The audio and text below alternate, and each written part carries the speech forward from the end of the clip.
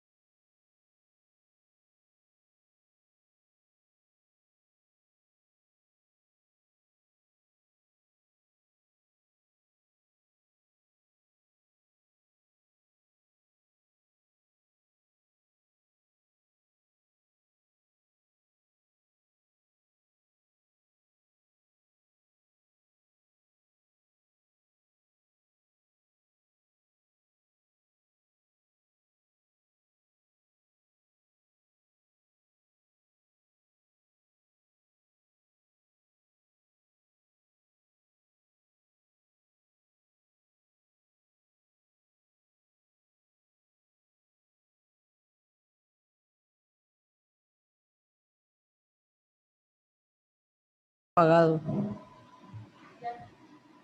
¿Ya? ¿Ahora sí me escuchan? Ah, ok. Creo que no me escucharon nada. Bueno, entonces, ok, otra vez vamos a iniciar. 3, 2, 1. Damos la bienvenida a las doctoras Emma y a la doctora Leticia Pons por esta participación. Me parece fundamental cerrar con esta mesa porque es importante que ante los acontecimientos que estamos viviendo hoy las universidades, poner en esta mesa de debate qué estrategias y qué medidas, qué acciones estamos tomando para pues erradicar y prevenir la violencia en nuestros espacios educativos.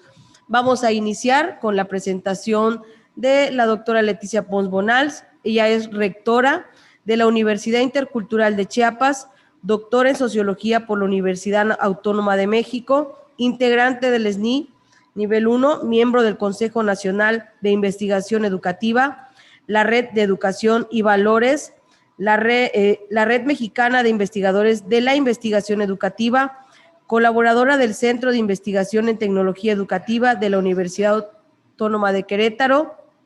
Ha sido docente universitaria por 30 años en la Universidad Autónoma de Chiapas y la Universidad Autónoma de Querétaro. Líneas de generación y aplicación de conocimientos en género, educación y trabajo, problemas educativos regionales, currículum y ambientes multimodales de aprendizaje.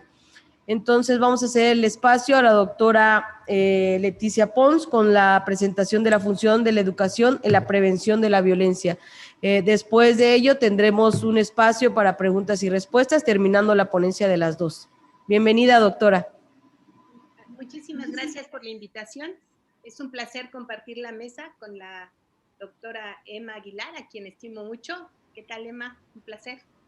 Y ¿sí puedo compartir unas diapositivas? Sí, claro, adelante.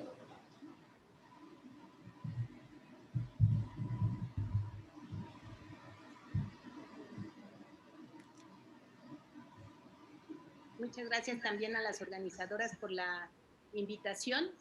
Y yo me proponía hablar en esta mesa de lo que es la función de la educación en la prevención de las violencias. Violencias en general, porque hay muchos tipos de violencia en los que la escuela puede incidir o la educación puede incidir para poder generar otro tipo de conductas. Quisiera iniciar planteando esta idea de que actualmente parece ser que vivimos una cultura de la violencia. Esta cultura de la violencia nos hace pensar que la resolución de conflictos se da siempre a través de comportamientos agresivos.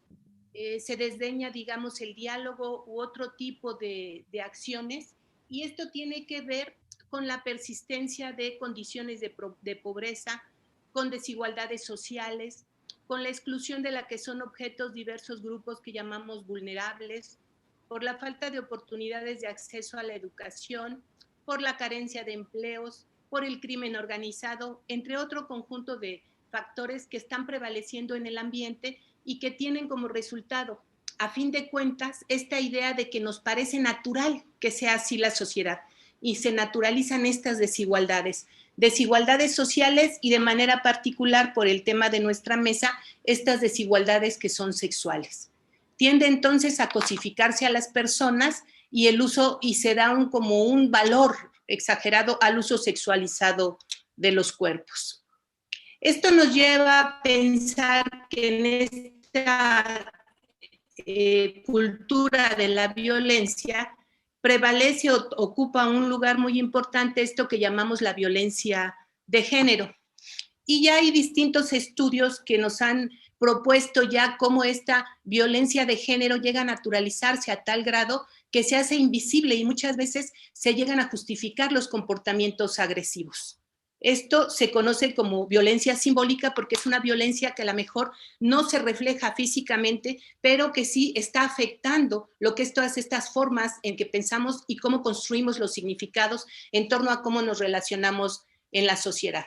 Esta violencia de género tiende a minimizar las acciones de agresión, y entonces estas acciones como que permanecen ocultas, llegan a legitimarse y desde luego no se denuncian, no se hacen visibles, y entonces no se debaten ni se asumen acciones para poder contrarrestarlas.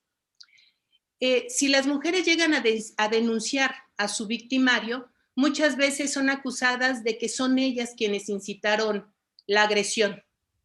Ya algunos autores refieren estas cuestiones, por ejemplo, se les acusa de vestirse provocativamente o porque se insinúan, o muchas veces la víctima, por sentir culpa de ser señalada, ¿sí?, entonces es sujeta a nuevas agresiones verbales, psicológicas o sociales. Esto inhibe desde luego las denuncias de las que hablábamos, y entonces perpetúa esta lógica de reproducción de la cultura de la violencia. ¿Qué pasa en las instituciones de educación superior, que son como el espacio el cual nos reúne, digamos, para conversar en esta mesa? Pues es aquí precisamente donde la violencia de género se ejerce predominantemente a partir de estas acciones simbólicas. Se supone que el ámbito académico es un lugar en donde pues las mujeres, al menos en ciertas áreas de conocimiento, cuentan con mayor participación, ocupan puestos, digamos, que tienen que ver con la conducción de procesos de enseñanza-aprendizaje, incluso con la conducción de procesos administrativos, y entonces pareciera ser, cuando queremos hablar de los espacios académicos frente a otros espacios, como que acá todas las relaciones son armónicas. No obstante, lo que queremos sostener es que no es así, y que en estas, sean universidades, instituciones de educación superior, prevalece esta violencia de género que se ejerce de esta manera simbólica. No solo de manera simbólica. En el estudio que hizo Quintero Solís, que fue publicado en el 2020, ella pone mucha atención en estas dos cuestiones que son las que están como que prevaleciendo o predominando en las instituciones de educación superior: el acoso sexual y el hostigamiento sexual. Tratando de llegar a una definición, esta autora propone que por acoso sexual entendemos aquella acción que se comete, cuando se requieren favores sexuales por medio del lenguaje verbal, no verbal, escrito o vía electrónica incluso, para sí o para una tercera persona, o se realiza una conducta de naturaleza sexual indeseable para quien la recibe, que le causa a la víctima un daño o un sufrimiento psicoemocional que lesiona su libertad, seguridad y dignidad, independientemente de que se realicen uno o varios eventos. Mientras que el hostigamiento sexual se vale de lo que es la existencia de una relación jerárquica, derivada de relaciones laborales docentes, domésticas, de prestación de servicios habitual o de cualquier clase que implique subordinación entre la persona agresora y la víctima. Se le solicita a la víctima, ya sea a través del lenguaje verbal, no verbal, escrito o vía electrónica, la realización de conductas de carácter sexual para sí o para un tercero. Esto genera en la víctima intimidación, hostilidad, se siente humillada, y en muchas ocasiones es este sentimiento el que le impide hacer la denuncia. Lo que estamos tratando de proponer es que aún en las instituciones de educación superior, en estos espacios académicos, se presentan estas conductas que tienen que ver con el acoso sexual y con el hostigamiento sexual, y que muchas veces quedan encubiertas o que no se llegan a denunciar. Todas estas acciones se traducen en preguntas incómodas, por ejemplo, en bromas, en comentarios que se hacen sobre el cuerpo, la vestimenta, el contacto físico, en gestos, sonidos, entre otros, ¿no?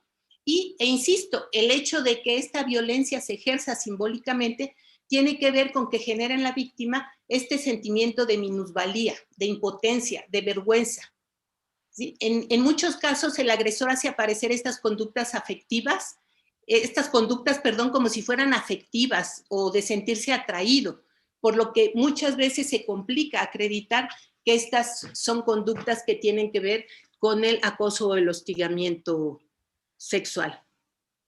En el mismo estudio que estamos refiriendo de Quintero Solís, se hace un análisis de cuántas son las denuncias que se han presentado a nivel de los estados. En el caso de Chiapas, el acoso sexual aparece en 2018 con 47 denuncias.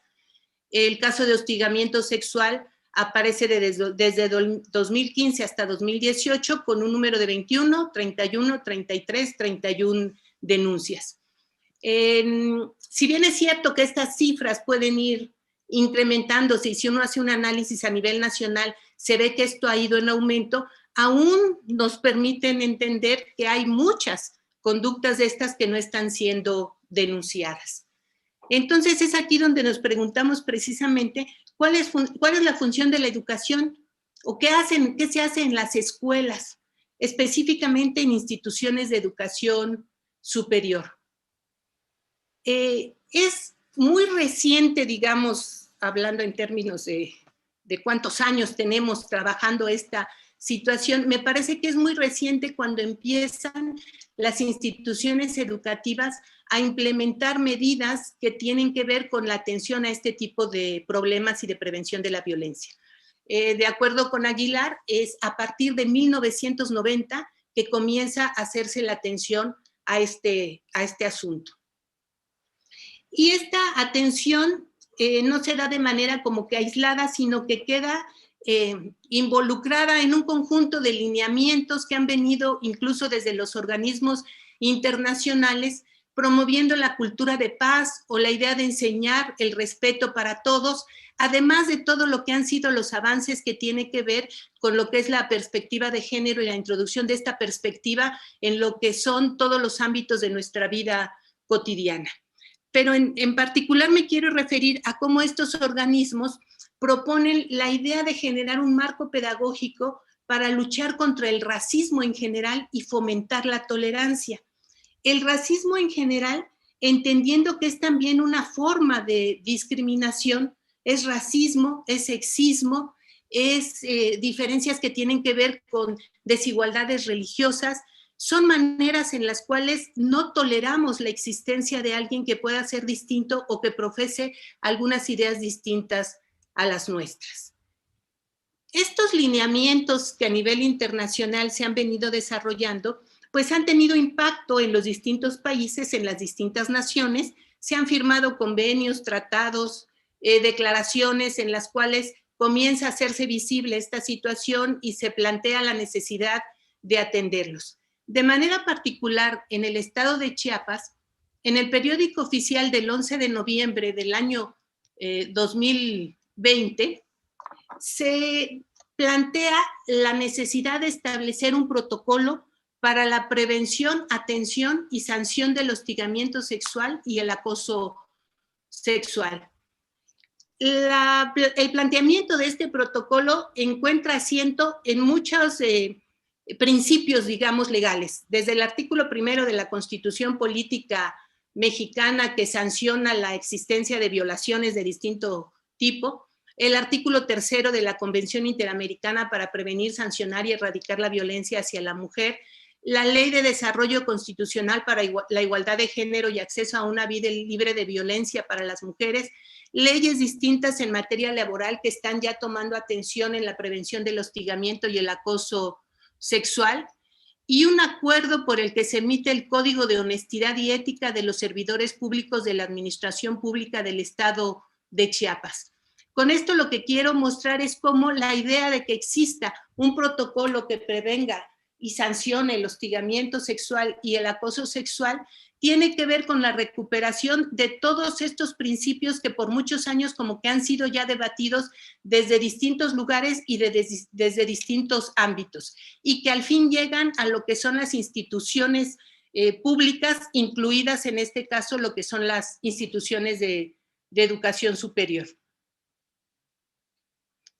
Este protocolo del cual hablamos de noviembre del 2020 sustituye un protocolo anterior que hubo el 2 de octubre del 2019. La justificación para el cambio se plantea en la necesidad de introducir la perspectiva de género para este tipo de atenciones. Se establece el procedimiento de actuación ante los comités de ética y prevención del conflicto y ante los órganos internos de control.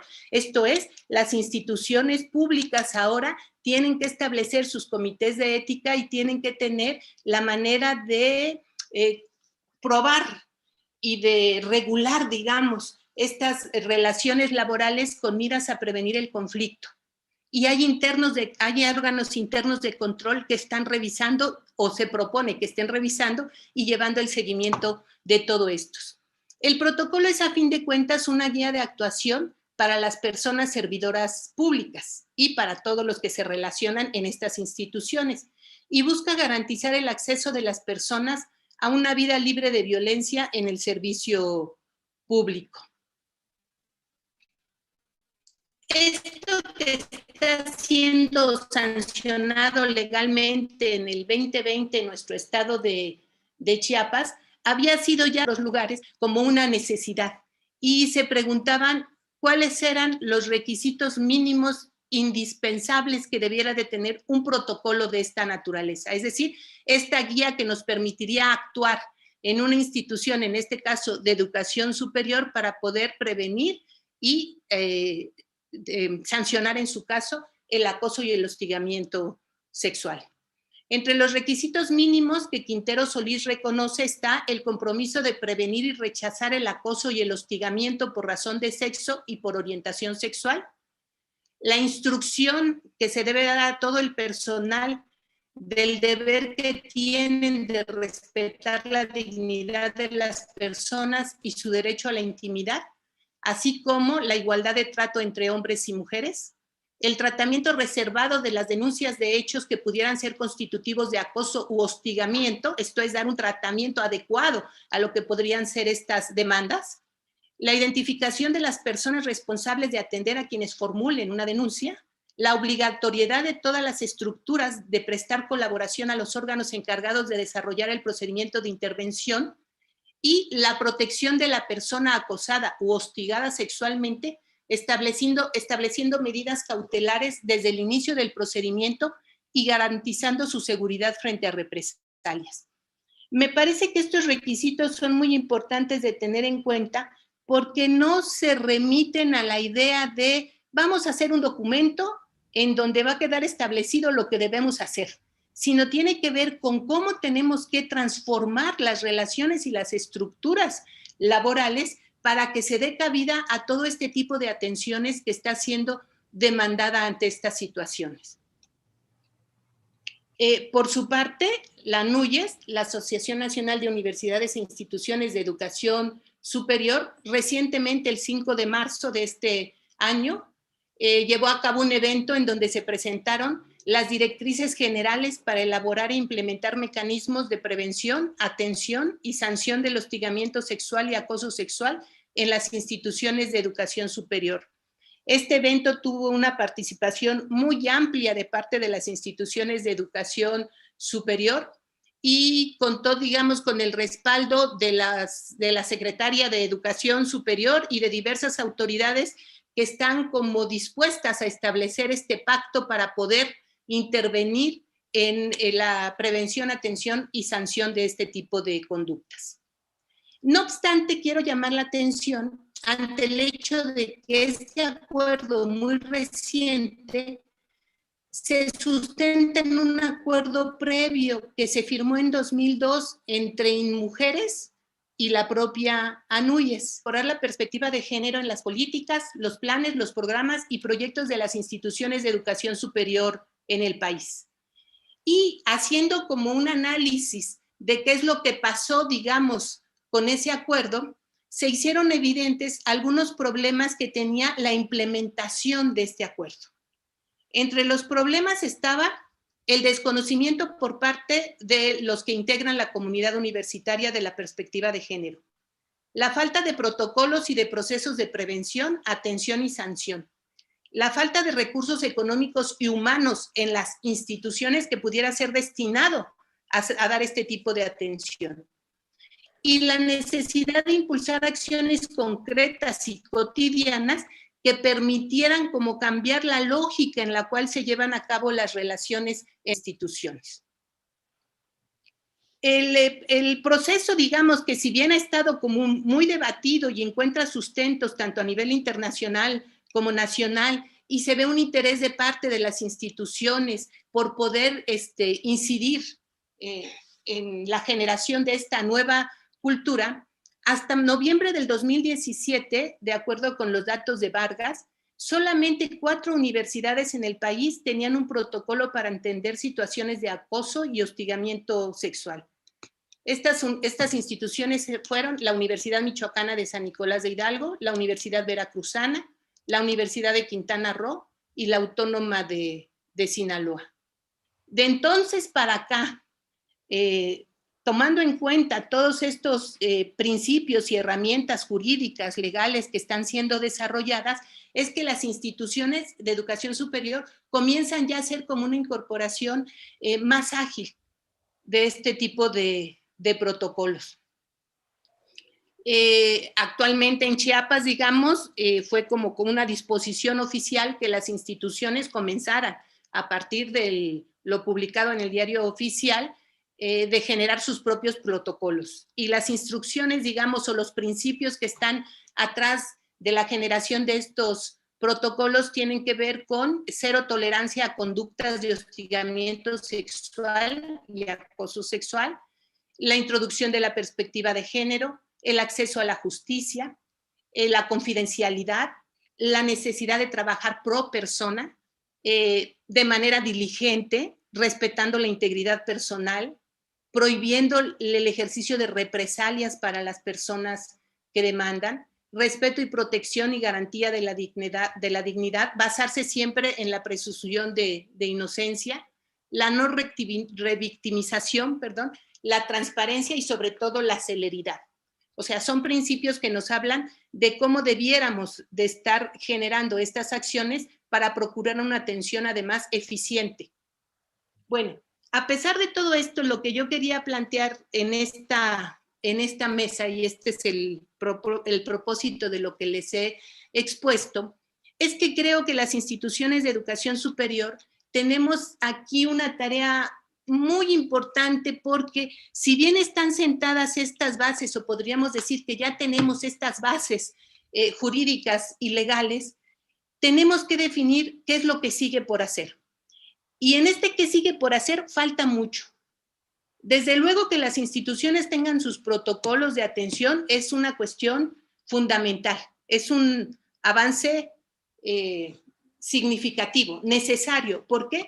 Porque el protocolo visibiliza estas acciones, pone al descubierto la existencia de estas prácticas de acoso, de hostigamiento, de discriminación, de falta de tolerancia que prevalecen en las instituciones. Pero más allá de contar con el protocolo, y ya lo vimos desde el análisis que se hizo con aquel acuerdo que firmó InMujeres con la NUYES, el problema que tenemos las instituciones de educación superior es cómo hacerlos efectivos, porque estamos trabajando en estructuras institucionales en las cuales prevalece todavía esta cultura patriarcal, esta naturalización de la que hablábamos, de las prácticas de acoso y de hostigamiento. Entonces, ahí se requiere una acción más contundente, digamos, que tengan que ver con cómo es que vamos a cambiar esta cultura que prevalece en las instituciones. Insisto, los protocolos son un gran paso, pero creo que no son suficientes.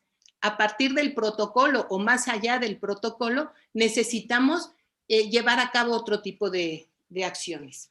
Entre este otro tipo de acciones me parece que es muy importante reconocer que el acoso y el hostigamiento sexual está inmerso en una red de violencias y que estas violencias asumen diversas manifestaciones. ¿Qué quiere decir esto?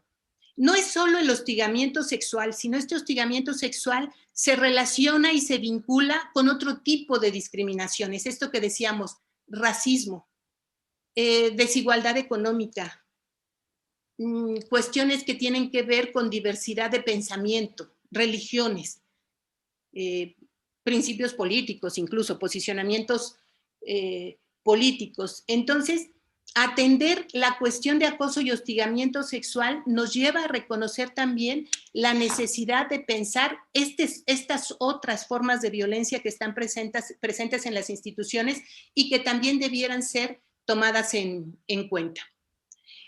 A mí me parece que una parte importante por la cual las instituciones de educación superior pueden iniciar a generar este cambio tiene que ver con las acciones de prevención. Y estas acciones de prevención tienen que ver precisamente con un planteamiento de corte pedagógico. ¿Cómo podemos promover una cultura de paz involucrando a nuestros estudiantes, a nuestros docentes, también a nuestros trabajadores y funcionarios administrativos en la consideración de todos estos elementos que están permitiendo construir estos significados propios de una cultura patriarcal? Creo que el reto que tenemos las instituciones de educación superior tiene que ver precisamente con cómo poder mover estos significados y cómo le apostaría yo, digamos, a través de acciones pedagógicas, podríamos nosotros incorporar una perspectiva distinta de lo que puede ser la atención a las distintas violencias. Bueno, esto es más o menos el planteamiento que yo quería hacerles. En síntesis, creo que nos falta mucho por hacer. Vamos dando pasos poco a poco, pero necesitamos todavía avanzar más para poder dar atención y prevenir las violencias en las instituciones de educación superior. Muchísimas gracias, doctora Leticia. Al final vamos a tener la ronda de preguntas y respuestas. Ahorita vamos a continuar con la doctora Emma del Carmen Aguilar Pinto. Ella es licenciada en Sociología, maestra en Antropología Social y doctora en Ciencia en Ecología y Desarrollo Sustentable por el Colegio de la Frontera Sur, Unidad San Cristóbal. En el año 2008 egresó del Programa de Formación Internacional y ha sido consultor independiente para la FOA, coordinando el área de género del Programa Especial de Seguridad Alimentaria y profesora universitaria de la Universidad Autónoma de Chiapas del 2001 a la fecha. Desde 2018 al 2020 realizó una estancia de investigación postdoctoral en el Colegio Mexiquense, donde actualmente se desempeña como investigador especial. Es miembro del Sistema Nacional de Investigación SNI, nivel C. Sus áreas de interés son género, política, violencia y sustentabilidad. Es autora de artículos científicos y capítulos de libros relacionados con sus áreas de interés. Muchísimas gracias. Me da mucho gusto saludarlos en esta tarde. Personalmente me siento muy honrada de compartir la mesa con la doctora Pons, quien es una maestra muy querida para mí.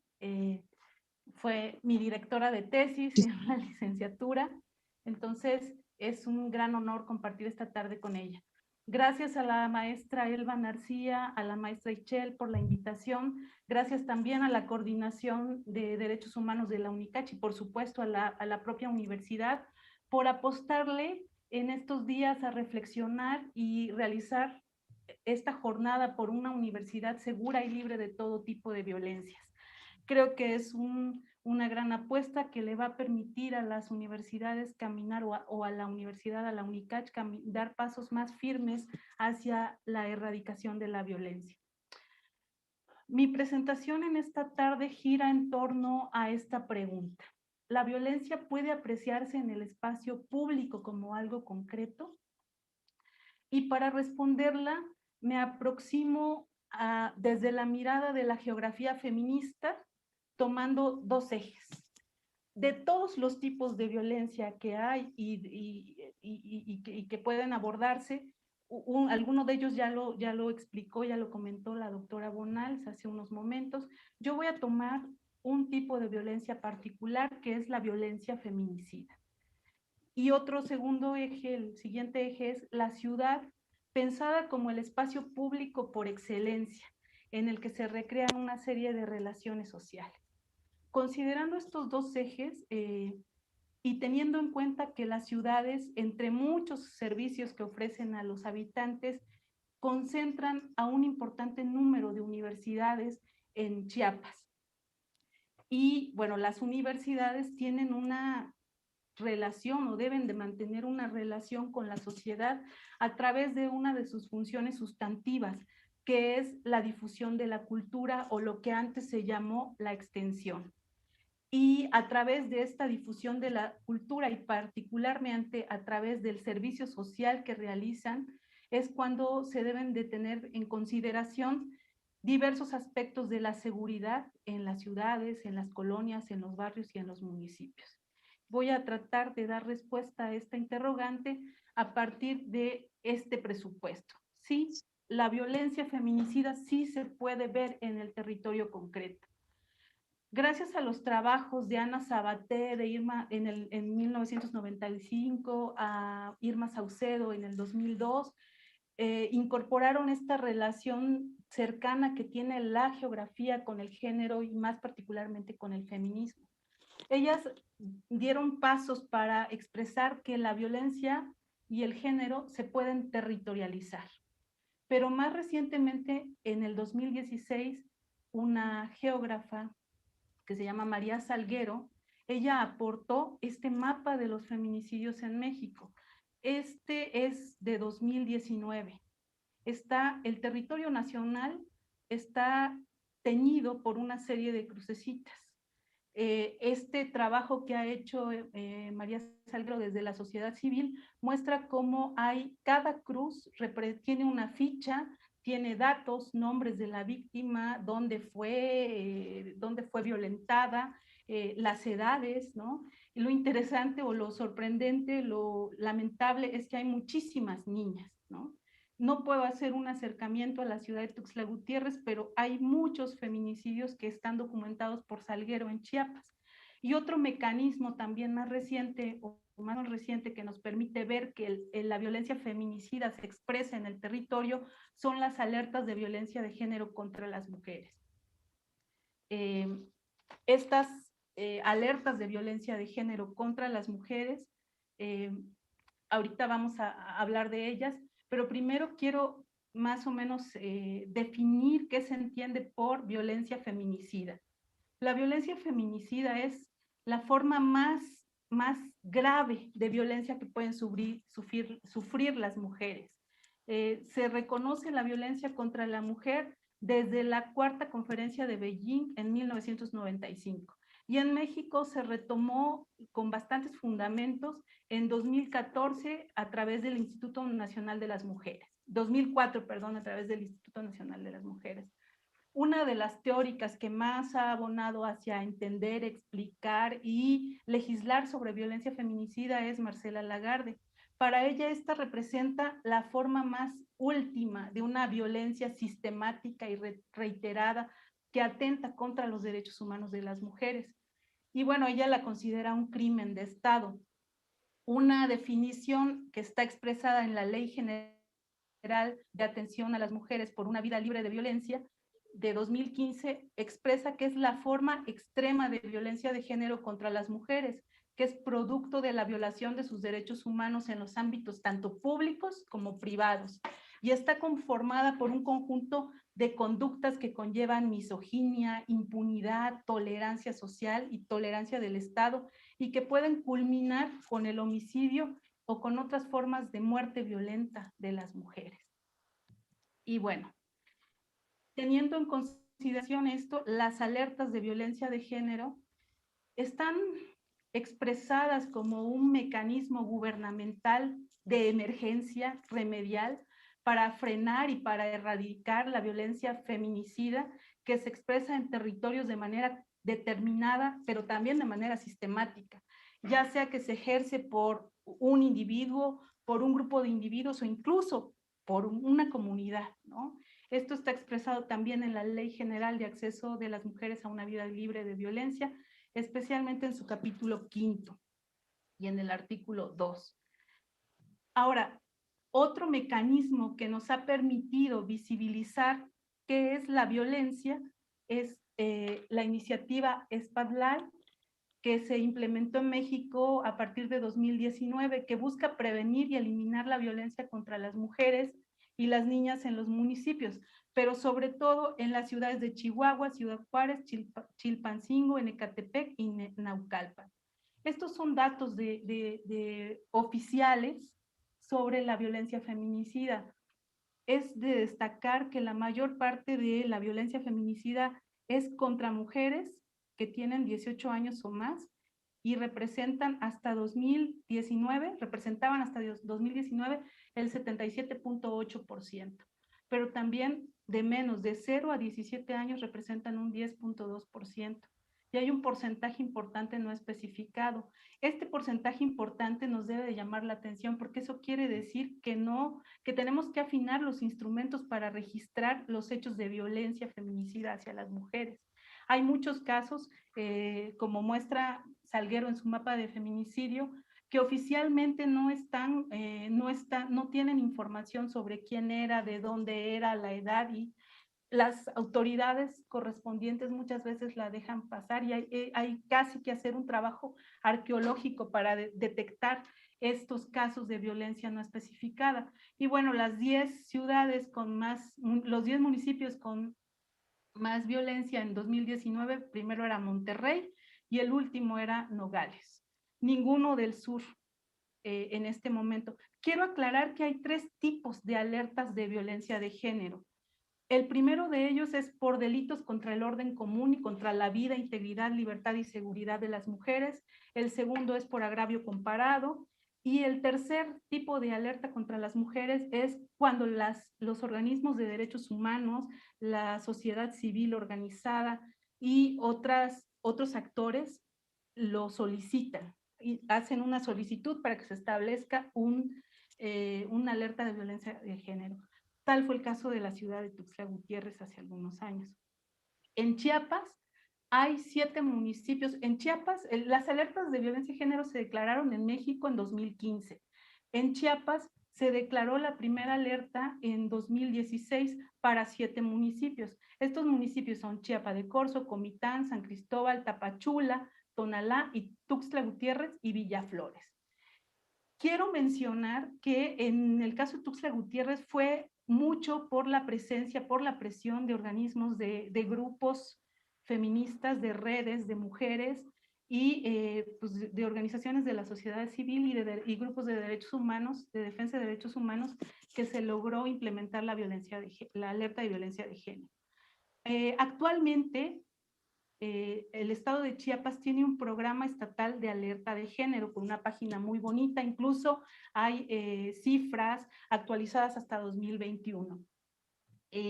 Tiene un programa para atender la violencia, la alerta de violencia de género en toda la zona de Los Altos. Esa ha sido una de sus prioridades. Sin embargo, bueno, estos son los datos oficiales. Sin embargo, el observatorio el observatorio feminista contra la violencia de las mujeres en Chiapas tiene otros datos. Ellos reportaron en 2021, en enero de 2021, vean este mapa que me parece, que me parece muy interesante.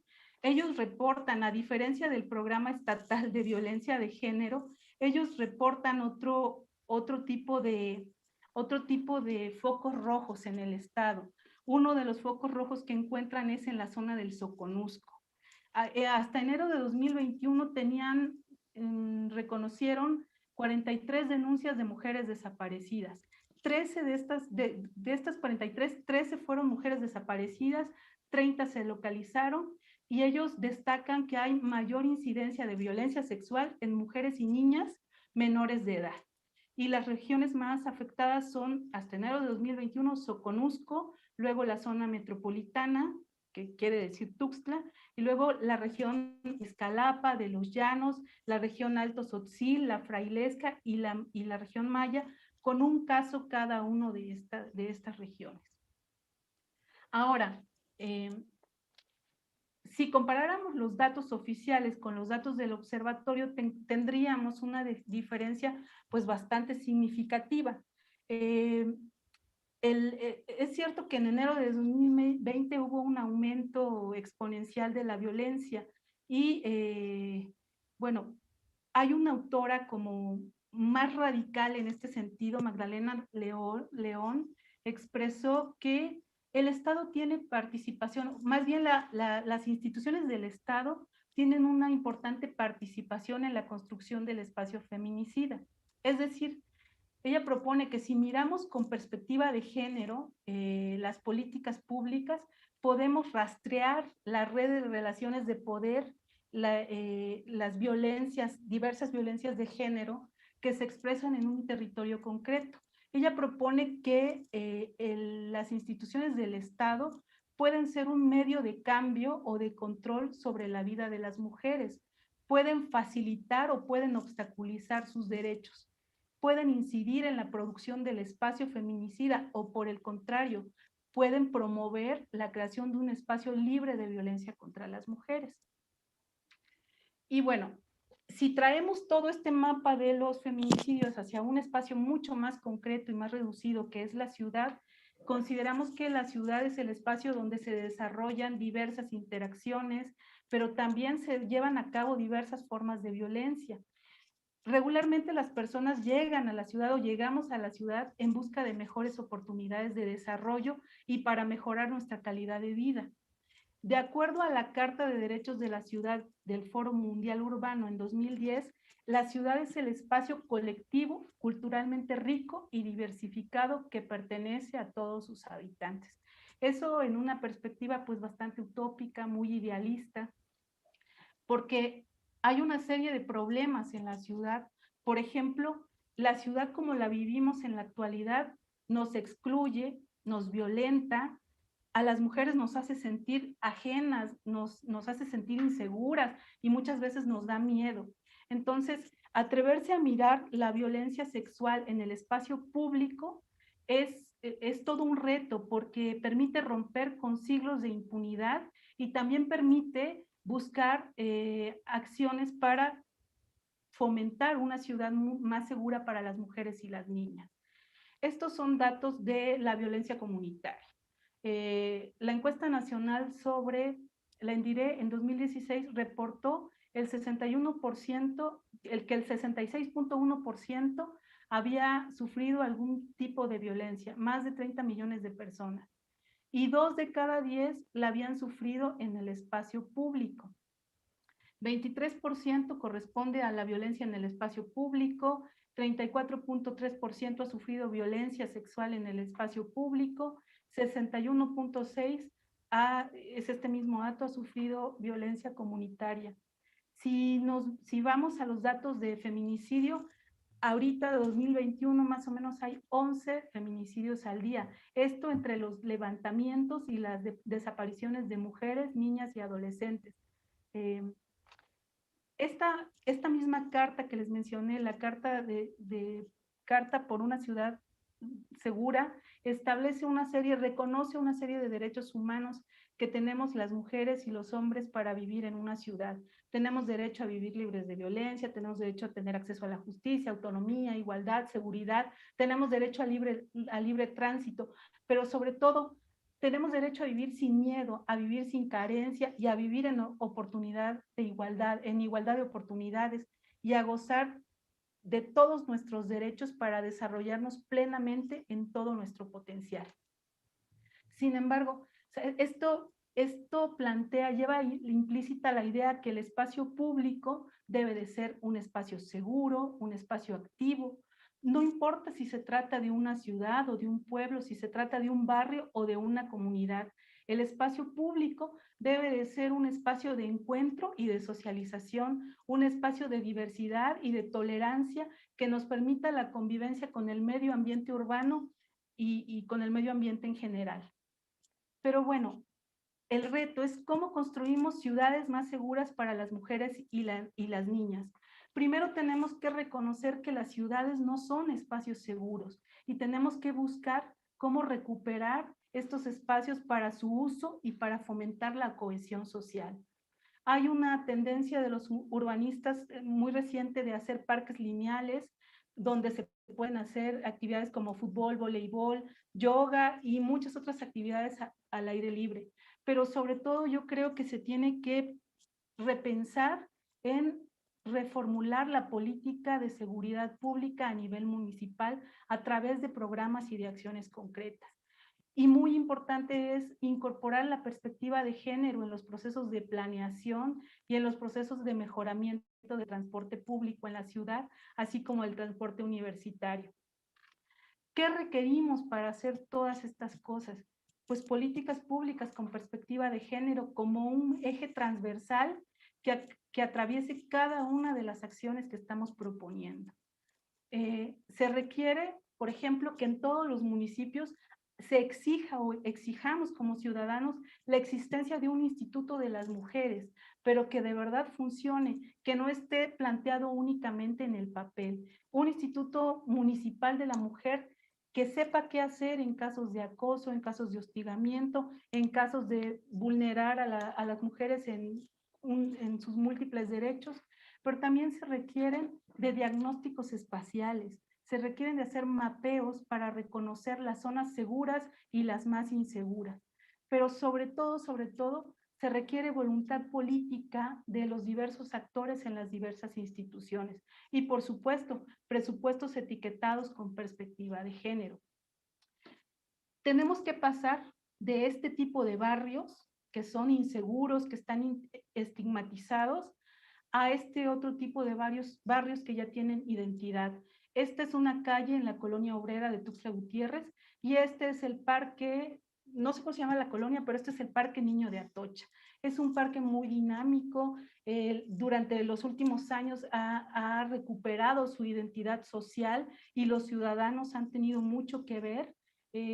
Han recuperado tradiciones, costumbres y se están vinculando con el resto de la ciudad, pero sobre todo se están apropiando de este espacio público y han pedido a las autoridades que su barrio esté muy bien conectado a través de diversas formas de transporte público.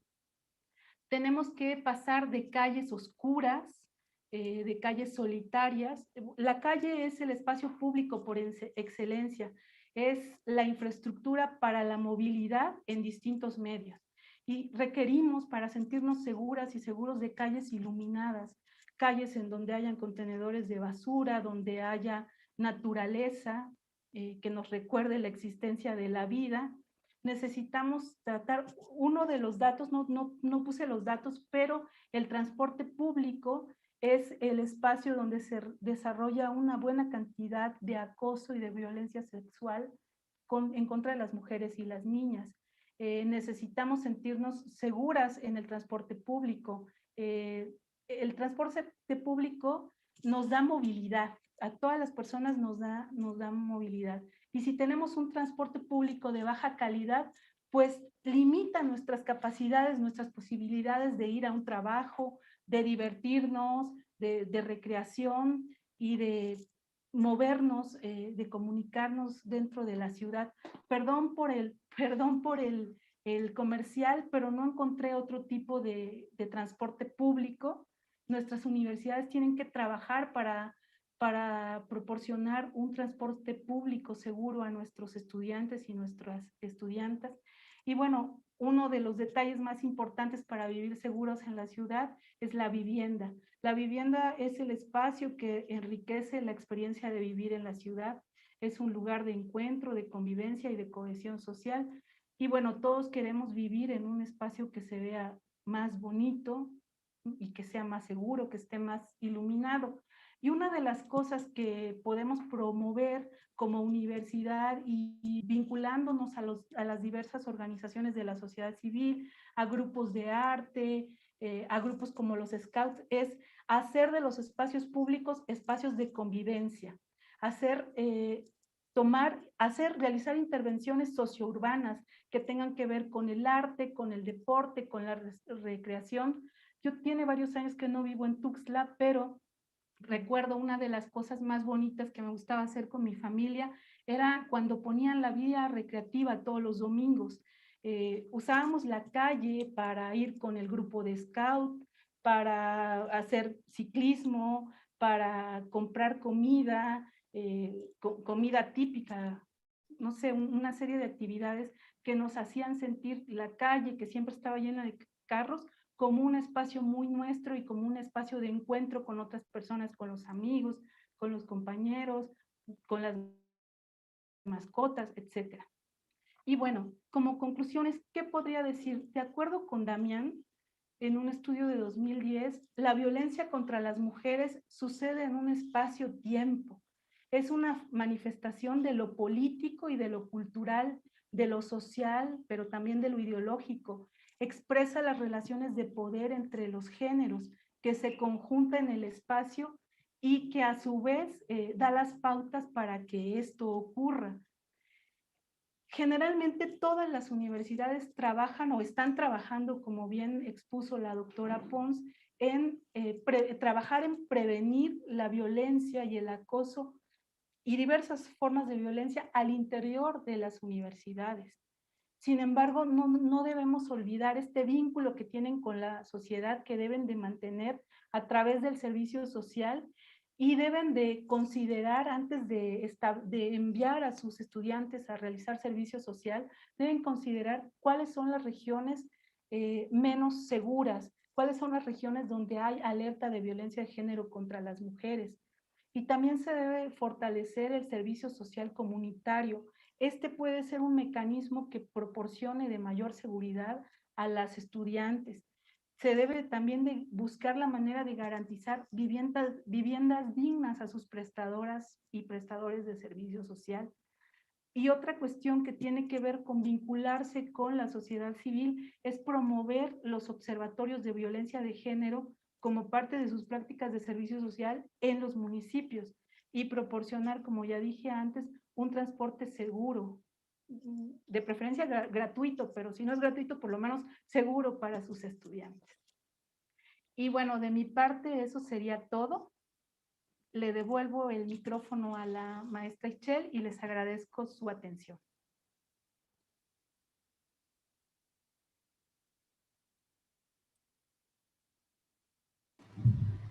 Muchísimas gracias, doctora Emma, doctora Leticia.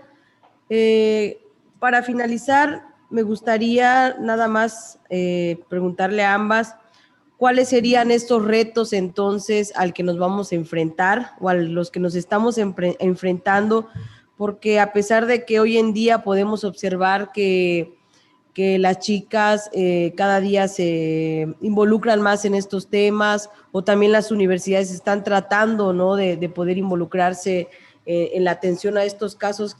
¿Qué retos podemos encontrar como Estado y como universidad ante la atención de los casos de violencia?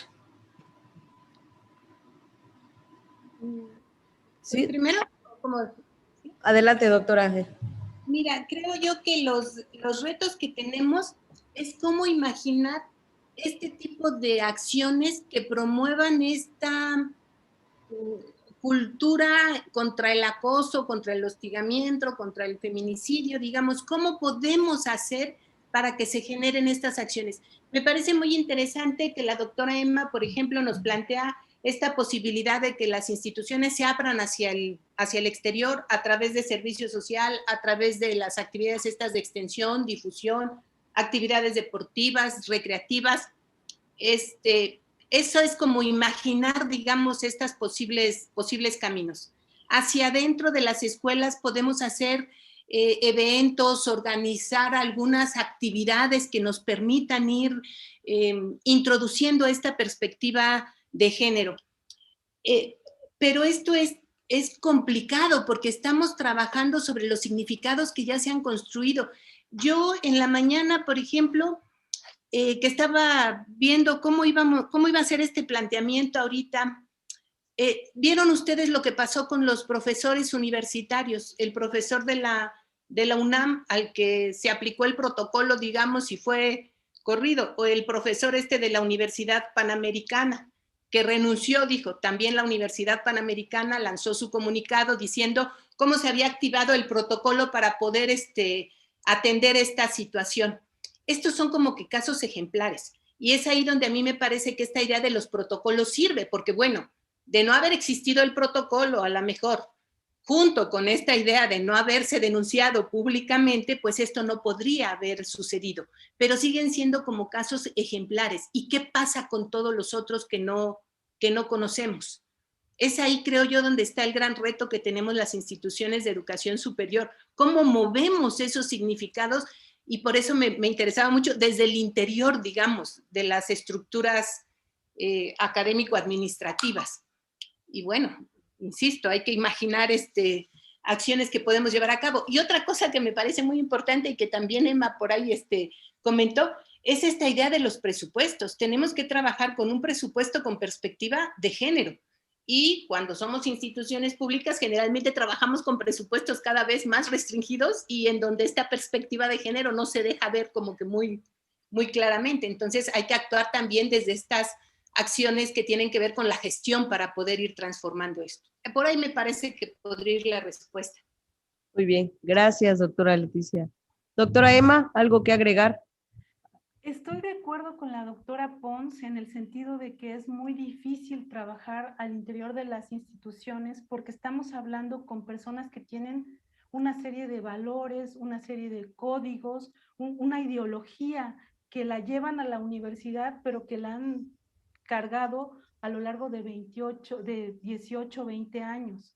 Y si pensamos en los profesores, creo que esa carga de esta ideología pues patriarcal, esta visión patriarcal del mundo, no se puede quitar de la noche a la mañana. Creo que ustedes como universidad han hecho mucho trabajo en la parte de sensibilización y de prevención de la violencia.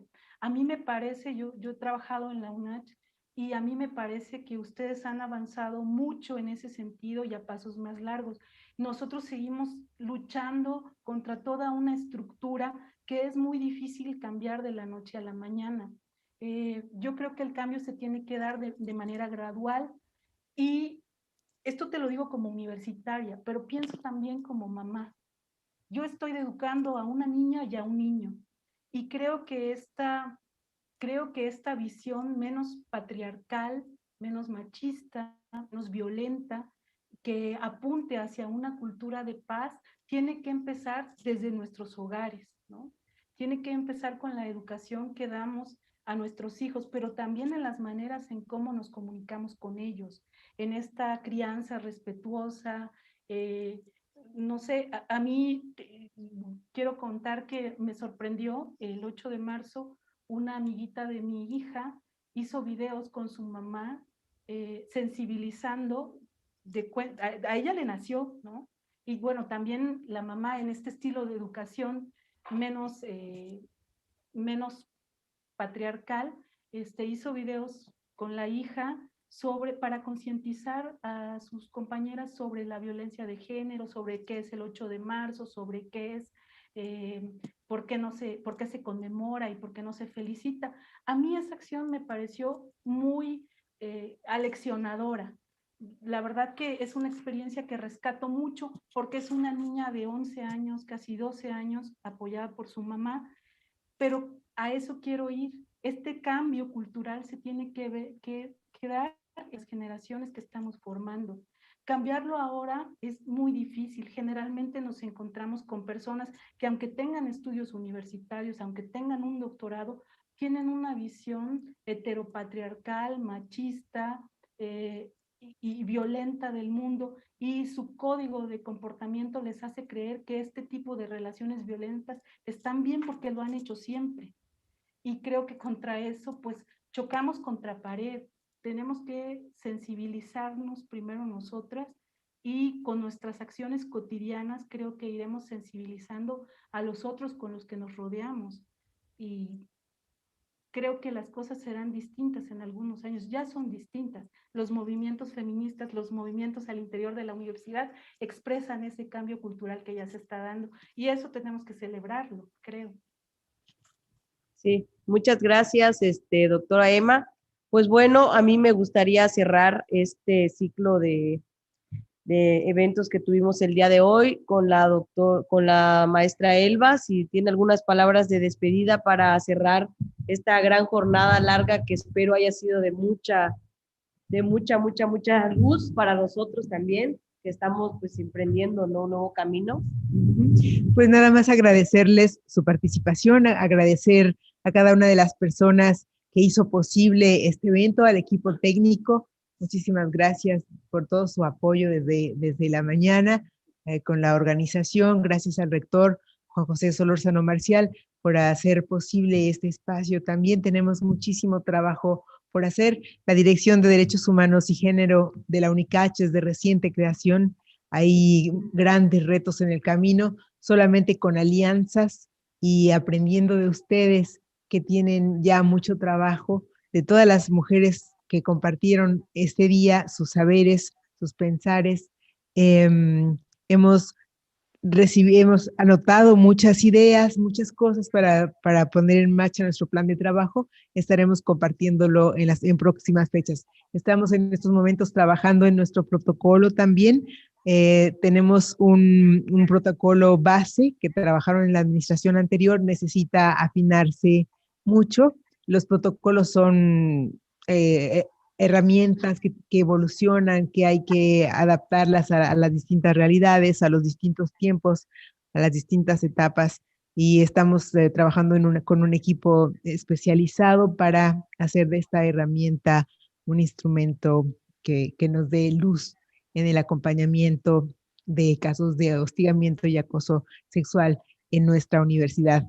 Pues por una universidad segura y libre de todo tipo de violencia. Muchísimas gracias. Gracias por todo. Gracias a ustedes. Gracias, A Sonia. ustedes, muchas gracias por la invitación. Qué gusto, doctora Leti.